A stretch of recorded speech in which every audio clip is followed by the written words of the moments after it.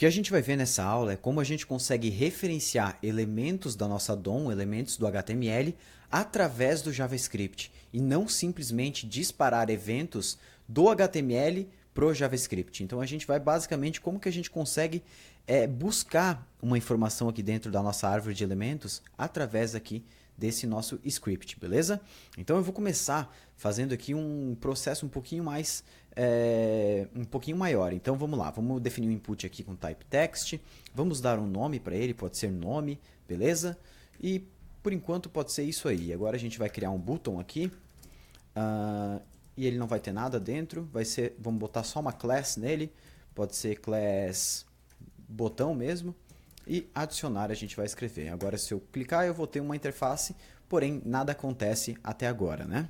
Então vamos primeiramente entender como é que a gente consegue referenciar elementos através do JavaScript. Eu vou começar criando uma variável aqui e vou escrever input element, ou seja, esse é o nome da minha variável. Agora vamos supor que eu queira armazenar nessa variável a referência para esse elemento na DOM. Eu tenho várias formas de conseguir isso. Deixa eu adicionar um ID nele para a gente também ter mais uma forma de referenciar.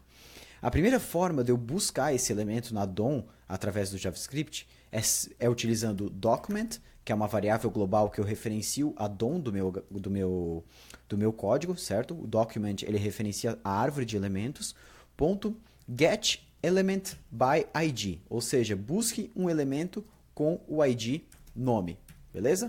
Agora se eu der um console log nesse input element, certo? E executar aqui, ele já vai me retornar aqui no console log exatamente aquele input que eu tenho lá. E a gente já vai aprender também como mexer com esse input aqui, o que a gente vai poder fazer com esse input element. Mas antes, vamos descobrir outras formas da gente poder buscar aqui a referência desse input element dentro da nossa árvore de elementos, beleza? Então, a próxima função que a gente pode utilizar é o get elements by tag name, beleza? Então, essa forma, ao invés da gente passar uma class ou em passar um nome e tal, a gente passa exatamente qual que é a tag que ele está utilizando. Então eu quero buscar todos os elementos com a tag input. Como eu não tenho como garantir que vai ser único, esse método sempre retorna um vetor. Então mesmo a gente tendo apenas um input na tela, ele sempre vai retornar um vetor. E se eu quero o primeiro input, eu posso passar aqui um colchete no final com o 0, beleza? Se eu sei que eu só vou ter um input, beleza? Porém, se eu não passar o 0 aqui e tiver dois inputs, certo? E der um console log aqui no meu input element, ele vai vir uma HTML collection com os dois inputs dentro. Então eu vou ter dois inputs aqui para eu poder trabalhar com eles, beleza? Porém, se eu vir aqui e botar 0, aí sim eu vou ter novamente só aquele primeiro input que eu já tinha buscado antes, beleza? A próxima forma que a gente pode utilizar é o get elements by class name. Então se a gente tivesse uma classe aqui, por exemplo, nome, né? A gente já está com name, com ID, com class, mas não tem problema. Eu posso utilizar o get elements by class name. E assim como o get elements by tag name, ele sempre vai retornar um vetor, porque a classe ela não é única dentro do HTML, enquanto que o ID ele sempre é único. Então por isso que no getElement by ID a gente pode sempre retornar um único elemento.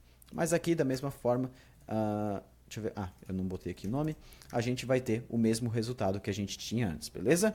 Agora começa a entrar a parte que eu mais gosto do JavaScript e provavelmente tudo que eu falei até agora no vídeo, você pode descartar utilizando essa única forma que eu vou explicar agora. Existe uma outra sintaxe no JavaScript que se chama Carry Selector, beleza?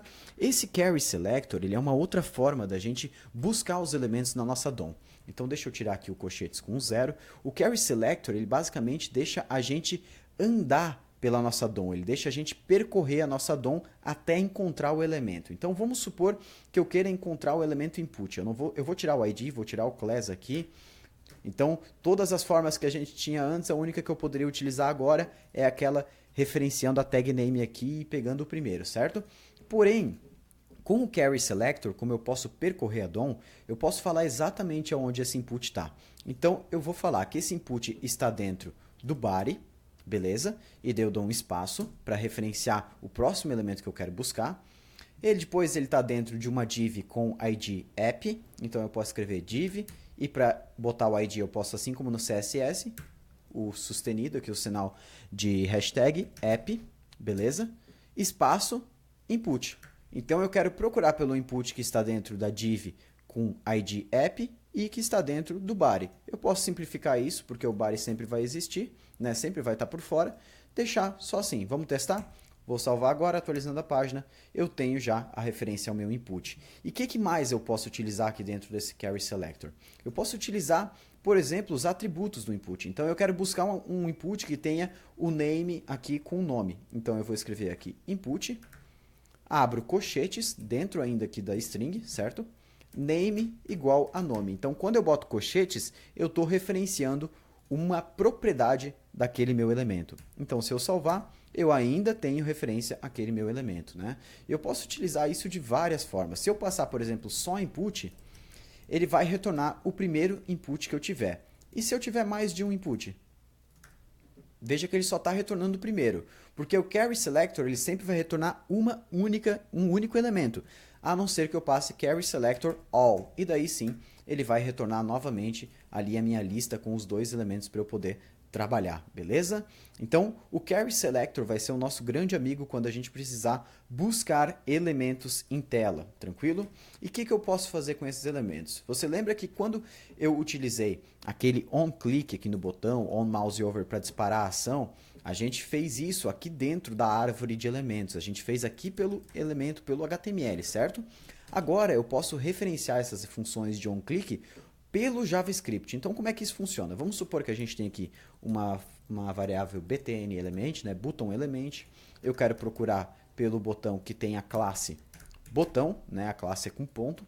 Beleza. E agora eu vou fazer o seguinte, btn element.onClick igual, aqui eu abro uma function e eu dou um alert, botão clicado. Tranquilo? Mesma coisa, .onClick, que era o que a gente tinha aqui, onClick, certo? E chamava uma função.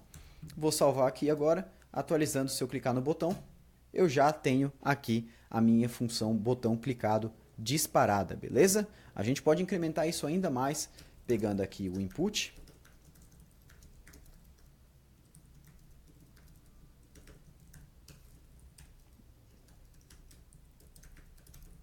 Beleza? E agora eu vou mostrar em tela, né? Eu vou mostrar dentro desse meu alert o texto que tiver escrito dentro do botão. Como é que eu faço isso?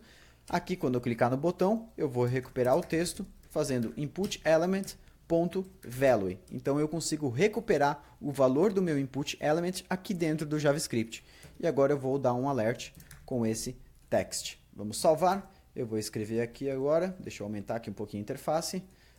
Curso JavaScript Rocket City. Vou dar um adicionar. E ele já mostrou curso JavaScript Rocket City.